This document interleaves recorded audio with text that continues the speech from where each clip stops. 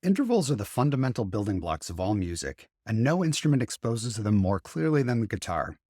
After seeing this video, being able to quickly locate and identify nearby intervals on the fretboard can be your superpower. In addition to reviewing the basics of intervals, you'll learn the easiest way to identify the interval between any two locations on the fretboard, and I'll show you how to use that knowledge to better understand every chord voicing you play. This is going to move relatively quickly, but at the end, if you'd like a printable PDF cheat sheet with all the details, you can follow the link in the video description. Before we get to the cool stuff, we have to cover a few basics. At its heart, an interval is the distance between two notes measured in semitones. A semitone difference is the same as a one fret distance on a guitar, so we can measure intervals by the number of frets between two notes. Here's a 6-string fretboard in standard tuning. The first fret of the second string is a C note, and we can play a C major scale by making jumps of 1 or 2 frets along the string. These notes correspond to the white keys on a piano. In the context of a scale, we call these distances whole steps and half steps, where a whole step is a 2-fret distance and a half step is a 1-fret distance. Of course, there are notes available on the frets in between, and we use a sharp symbol to mean a note that's 1 semitone higher than the note with the same letter name, and a flat symbol means a note that's 1 semitone lower.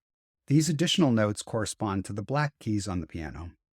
With all 12 notes in place, we have what's called the chromatic scale. If we remove the fretboard for now, we have a sequence of notes and distances that repeats over and over, starting on the same note with every octave. Interval names are broken into 4 groups based roughly on how consonant or dissonant they sound.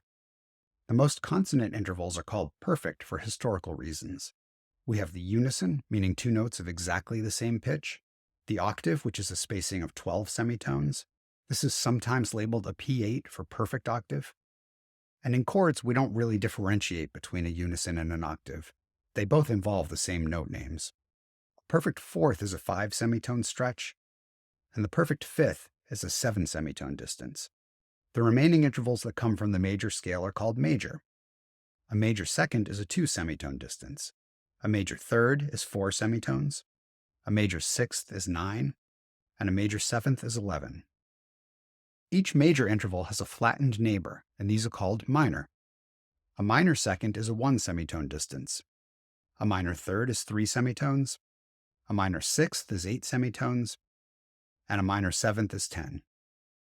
The last possible interval is a 6 semitone stretch, and it's known by several different names. Casually, we call it the sharp 4 or flat 5.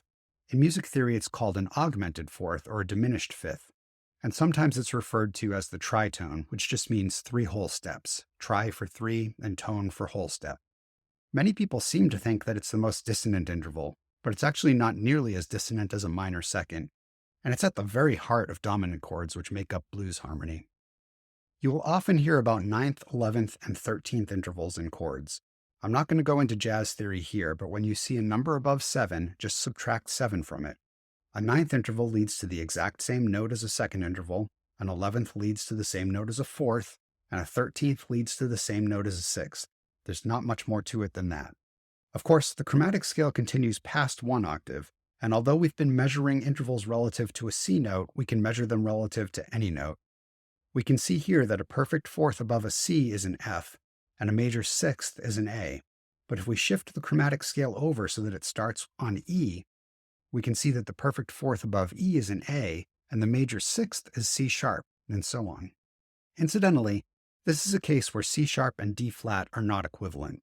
In music theory, each note of a scale is required to have a different letter name, so as an example, if we read out the E major scale, the first scale degree is an E. The major second has to be an F sharp rather than G flat because we haven't used the letter F yet. Similarly, the third scale degree is called a G sharp and not an A flat. The fourth and fifth are A and B. The sixth is called C sharp, not D flat. And the seventh is D sharp, not E flat. These distinctions are really only important to music theorists, so don't worry about it too much. But don't be surprised if your bandmate who went to music school occasionally corrects you if you get it wrong. If we shift again so that A is the root, we can see that D is now the perfect fourth and F sharp is the major sixth. In all of these examples, the intervals are measured as moving up in pitch from a reference note, but of course we can also reach every note by moving down. This is obvious if we rearrange the chromatic scale into a circle. From a C note, we can move up 4 semitones to get to an E note, but we can also get there by moving down 8 semitones. In this chromatic circle, moving up is moving clockwise, and moving down is moving counterclockwise. This leads to the concept of interval complements. Let's replace the note names with intervals and spread this back out into a line. An interval's complement is the interval that completes the octave. Any pair of complements will add up to 12 total semitones. As an example, the complement of a perfect fourth is a perfect fifth. If we move up 5 semitones or a perfect fourth, we'd need to move another 7 semitones or a perfect fifth to complete the octave. Or in other words, you get the same note by moving a perfect fourth up as you get by moving a perfect fifth down. And similarly, the complement of a perfect fifth is a perfect fourth. The complement of a major third is a minor sixth. Another way of thinking about this is that a major third up reaches the same note as a minor sixth down and vice versa. The complement of a minor third is a major sixth.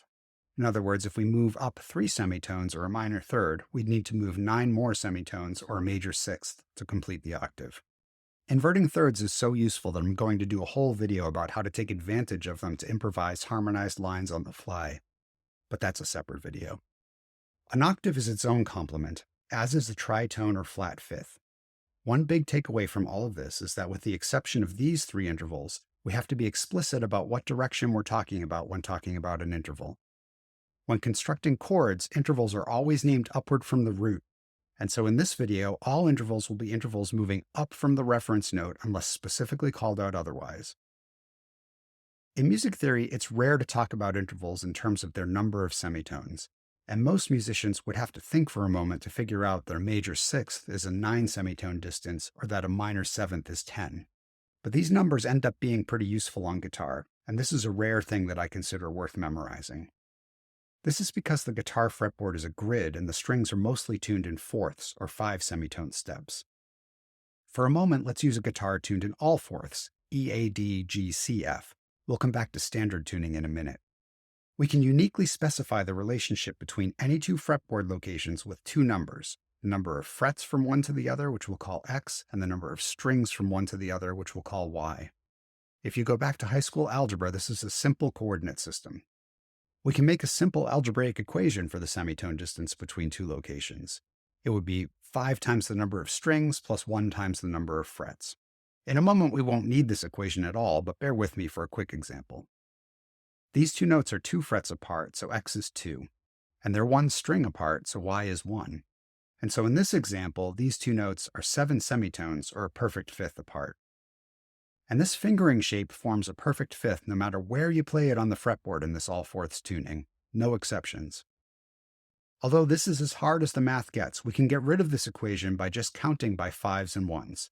So the main thing you need to remember is to count by 5s when you change strings and count by 1s when you change frets. We haven't talked about negative numbers, but I'll give a couple of examples.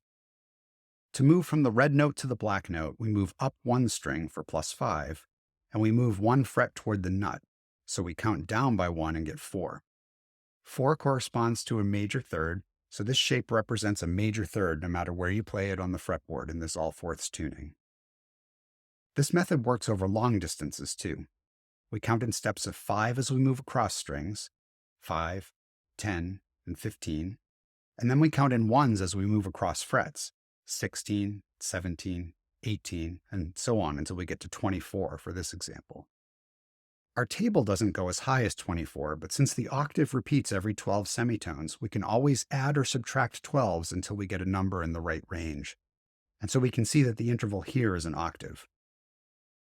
In this example, the second note is on a lower string, so we count with negative 5s, -5, -10, and then we count up from there, -9, -8. We have to add 12 to get into the valid range of intervals, and then we see that the second note is a major third above the first note. If we wanted the downward interval, we could just use the negative number. -8 is a minor sixth moving down, which reaches the same note as a major third moving up. Let's do one more example. These notes are 2 strings apart, which gives us 10, and 2 frets apart, which gives us a total distance of 12 semitones, or an octave. This is one of the most important shapes on the fretboard, but before we go any further, we need to talk about standard tuning. If we go back to standard tuning, we have to take special care of the odd interval between the G and B strings. G to B is a major third or a 4 semitone distance, so if we want to keep counting in fives, we'll have to make a small adjustment when we cross this invisible line, which I call the warp. As I showed in another video, if we move a fingering to a different set of strings, any part of that fingering that crosses the warp will be shifted over by 1 fret. In this case, if we shift the octave to the next higher set of strings, the upper note moves up a fret and we now have a 3-fret span between the notes. We still have a 2-string difference. The first string gives us a 5 semitone distance as always, and the easiest way to deal with the warp is to count along the diagonal for the next 5. And then we count up 2 more frets to get us 12 for the octave. If we move up another string set, this time nothing new crosses the warp, so the shape stays the same.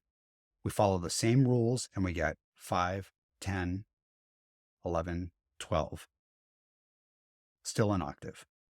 This simple technique is great for understanding the intervals inside chord voicings. Here's an E7 voicing that can be a little bit confusing. The root's at the 5th fret of the B string. To get to the note of the 7th fret of the high E string, we count 5, 6, 7, making that B note the 5th of the chord. To get to the note on the G string, we count -5 along the diagonal, 4, 3, 2. -2 plus 12 is 10, which makes this a minor 7th. To get to the note on the D string, we count -5, -10, 9, 8. We add 12 to get 4, which makes this a major third. And now that we know the functional identities of all of these notes, we can easily modify this voicing to change its chord quality. A dominant 7 chord is spelled 1, 3, 5, and flat 7, and in this voicing we have 1 finger for each of those notes. If we wanted to make a major 7 chord, which is spelled 1, 3, 5, natural 7, we would just move the 7th up 1 fret. If we go back to the dominant 7 chord, and we wanted to change it to a minor 7, which is spelled 1, flat 3, 5, flat 7, we would just move the 3rd down 1 fret. From there, we could make a minor 7 flat 5 or half diminished voicing by moving the 5th down 1 fret. This kind of manipulation works for all 7th chord voicings, so I recommend learning the dominant 7 voicings and practicing how to shift the chord tones to make the other chord qualities. If you ever get confused about which note is which, you can use the counting technique I just explained to figure out the intervals. Just as a sanity check, let's take the familiar bar chord voicing for A major. The root occurs 3 times in this voicing, and this note in the center is 4 semitones away from the root on the D string. So that note is the major third of the chord. But what if we had started counting from the low E string? 5, 10, 15, 16. Subtract off 12 for the octave, we get 4 again, so still a major third. And if we counted from the high E string, we get -5, -10, -9, -8. If we add 12 for the octave, we get 4 again. Hooray for math! Now, if we go back to thinking about the fretboard as a grid, it's useful to be able to visualize all of the places around a note where you can find a particular interval. So let's extend the fretboard and place a note in the middle. And then recall our simple octave shape. In this diagram, all the strings are tuned in fourths. We can also make an octave by going down 3 strings and over 3 frets. And we can use combinations of these 2 moves to fill out the full grid with all of the places that this note occurs. Now, obviously, we don't have infinite strings, and our fingers can't comfortably stretch more than a few frets. So realistically, there are only a handful of octave fingerings that are useful. The first is where we started, up 2 strings and over 2 frets. And if this shape crosses the warp, it stretches to 3 frets. We can also go down an octave using the exact same shapes in reverse. This may seem obvious, but it's actually not true of most of the other intervals. It's only true of octaves and the tritone because they are their own complements. We can also move up 3 strings and 3 frets toward the nut. When this shape straddles the warp, it becomes a 2-fret stretch. And of course, these shapes work going downward as well. The last useful shape goes up 5 strings and 1 fret toward the nut. But on a 6-string guitar, this shape always straddles the warp, so we get the same note on both these strings. And of course, this shape is the same going down. One last thing to notice about these octave shapes is that they're the heart of the caged system. For full details on that, check out my other video, but in brief, we've got an A shape, a D shape, a G shape, a C shape, and part of an E shape. With these 5 octave moves in hand, we can start on any note anywhere on the fretboard and locate every single other location for that note. If you don't already know all the notes on the fingerboard, this is one of the best ways to identify the ones you don't know. Another important interval to learn thoroughly is the fourth. A fourth is the most common root movement in chord progressions, so you'll use this all the time when changing between chords. For this interval and all the other ones we'll discuss from here on, let's tighten up the area of interest just a little bit. As I've repeatedly said, a fourth is the interval between 2 adjacent strings, except between the G and B strings. This is the most common way to move by a fourth on the fretboard. Just remember that if you're straddling the warp, there's a 1 fret difference. The other most common fingering is to drop down 1 fret and move 2 frets toward the nut. You may recognize this as moving down a fifth, and that's of course because a fifth is the complement of a fourth. This interval becomes a 3 fret stretch when it straddles the warp. This fingering, which goes up 3 strings and over 2 frets, is also worth learning, and it becomes a 3 fret stretch when it straddles the warp. And the last useful fingering is down 2 strings and up 3 frets, shrinking to a 2 fret stretch when it straddles the warp. If we switch to a 5th or a 7 semitone interval, the patterns will be the same as for the 4th, but in reverse. Here are the most useful ones.